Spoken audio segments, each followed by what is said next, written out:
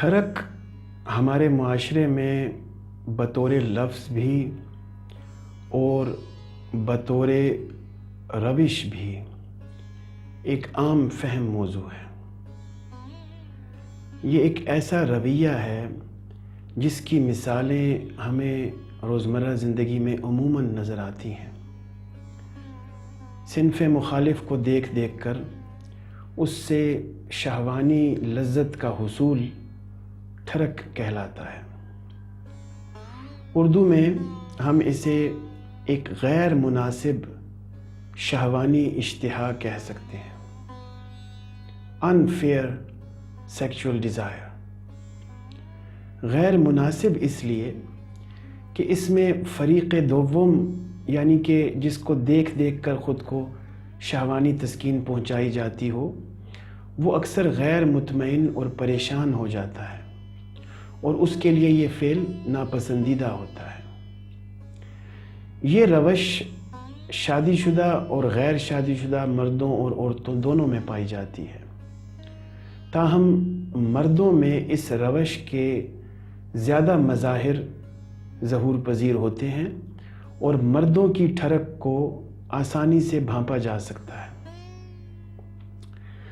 ٹھڑک کے نفسیاتی تجزیے سے یہ حقیقت کھلتی ہے کہ یہ رویہ ادھوری رہ جانے والی شہوانی خواہشات کے نتیجے میں پیدا ہوتا ہے۔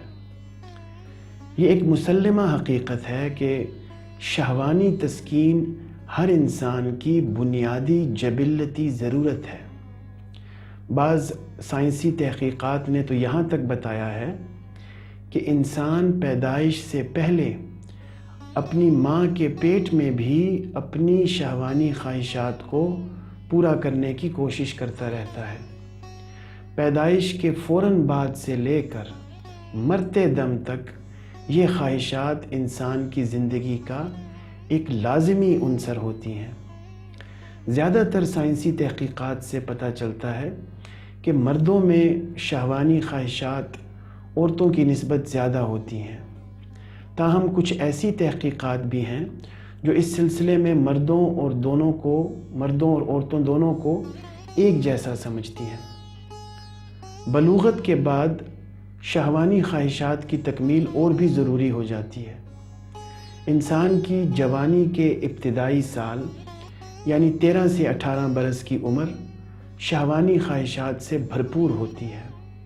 اس عمر کے خاتمے پر انسان اپنی پیشہ ورانہ سماجی اور گھریلو زندگی میں مصروف ہو جاتا ہے اور مردوں میں دوبارہ 40 سے 50 سال کا درمیانی عرصہ اور خواتین میں 30 سے 40 سال تک کا درمیانی عرصہ شہوانی خواہشات میں پھر سے بھرپور اضافہ کرتا ہے، کیونکہ ان ادوار میں وہ اپنی زندگی کے باقی فرائض کسی نہ کسی حد تک پورے کر چکے ہوتے ہیں۔ شہوانی خواہشات کا ہونا کسی بھی حوالے سے بری بات نہیں۔ مذہب، قانون، سماج، نفسیات، سائنس، فلسفہ سب ان خواہشات کی اہمیت کو تسلیم کرتے ہیں۔ بری بات یہ ہے کہ انسان کی شہوانی خواہشات حد سے بڑھ جائیں یا بہت ہی کم ہو جائیں، اور دوسری بری بات یہ ہے کہ انسان اپنی شہوانی خواہشات کی تسکین کے لیے ایسے راستے تلاش کرے جن سے دوسروں کو تکلیف پہنچتی ہو۔ ٹھڑک اسی لیے بری بات ہے کیونکہ اس میں شہوانی خواہشات حد سے تجاوز کر جاتی ہیں اور ان کی تسکین کے طریقے دوسروں کے لیے نفسیاتی الجھن اور تکلیف کا باعث بنتے ہیں۔ ہمارے معاشرے میں بھی اسے برا ہی سمجھا جاتا ہے، مگر برا سمجھنے کے باوجود لوگ اس عادت میں مبتلا رہتے ہیں۔ اس بری عادت کی وجوہات جان لینے کے بعد اس عادت کو ختم کیا جا سکتا ہے۔ جدید نفسیات کی روشنی میں انسان کی شہوانی خواہش کی تسکین 4 مرحلوں میں مکمل ہوتی ہے۔ پہلا مرحلہ انسانی شعور میں شہوانی خواہش کی بیداری سے شروع ہوتا ہے۔ احساس کی اس بیداری کا کوئی نہ کوئی خارجی سبب بھی ضرور ہوتا ہے۔ مثلا انسان کسی صنف مخالف کو دیکھتا ہے جو اسے شہوانی رغبت دلاتا ہے، یا انسان کسی ایسی شے کو دیکھتا ہے جو اس میں شہوانی تحریک پیدا کرنے کا سبب بنتی ہے۔ انسان اپنی شہوانی خواہش کو محسوس کرتا ہے اور اس کی تسکین کے لیے کوئی راستہ تلاش کرنا شروع کرتا ہے۔ یہ تلاش مزیدار ثابت ہوتی ہے اور انسان اس کیفیت سے مزہ حاصل کرتا ہے۔ اسی مرحلے میں انسان میں بہت سی جسمانی تبدیلیاں بھی واقع ہو رہی ہوتی ہیں، جیسا کہ فشار خون کا بڑھنا، دل کی دھڑکن کا تیز ہو جانا، سانسوں کا تیز تیز چلنا اور اعضائے مخصوصہ میں ہلچل پیدا ہونا وغیرہ۔ اس کے ساتھ ساتھ بہت سی نفسیاتی تبدیلیاں بھی انسان میں واقع ہوتی ہیں، جیسا کہ ایک خاص کسک، تڑپ اور بے چینی۔ شہوانی خواہش کی تکمیل کے دوسرے مرحلے میں انسان کی یہ خواہش بہت بڑھ جاتی ہے اور وہ خود کو جنسی عمل میں داخل کر دیتا ہے۔ یہ عمل اکیلے بھی عمل میں آ سکتا ہے اور کسی کی شرکت میں بھی۔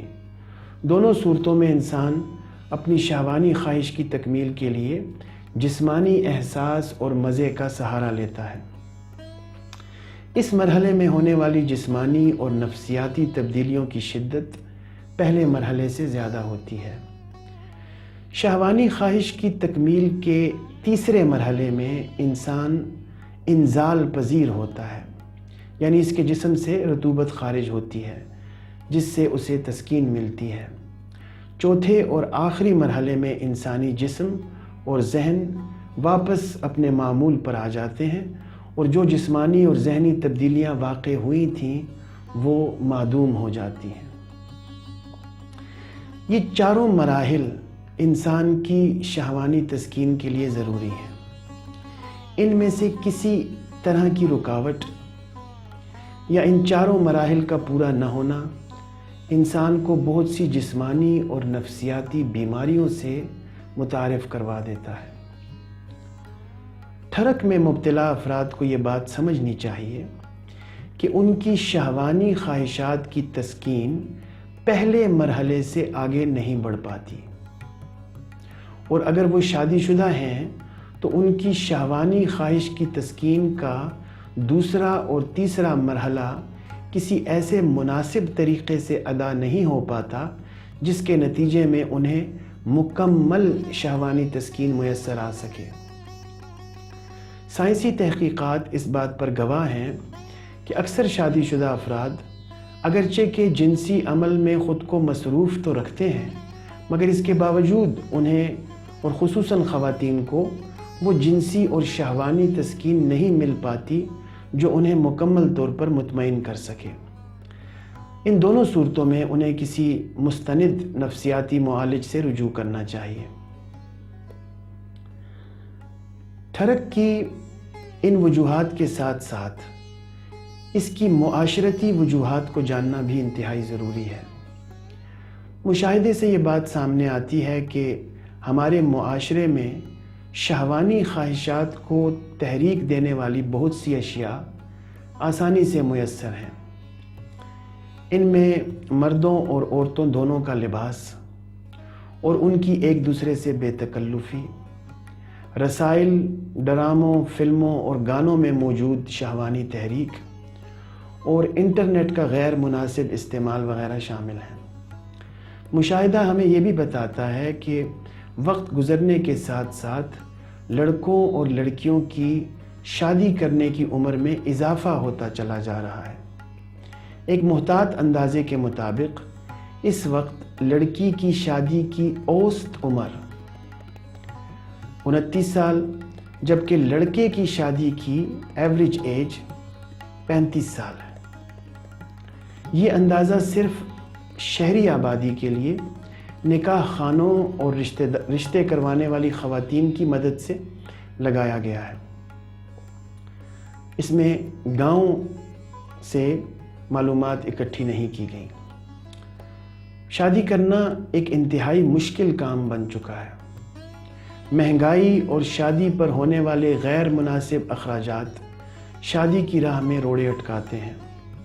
شادی شدہ افراد زیادہ تر اپنے خاندان کے دوسرے افراد کے ساتھ چونکہ ایک ہی گھر میں رہتے ہیں، لہٰذا بہت سی سماجی اور ثقافتی وجوہات کے باعث ان کی شہوانی خواہشات بھرپور طریقے سے پوری نہیں ہو پاتی۔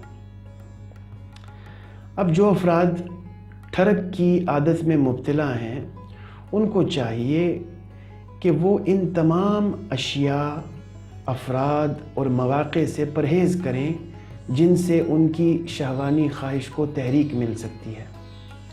مزید برآں اگر وہ شادی شدہ نہیں ہیں تو جلد از جلد شادی کی کوشش کریں۔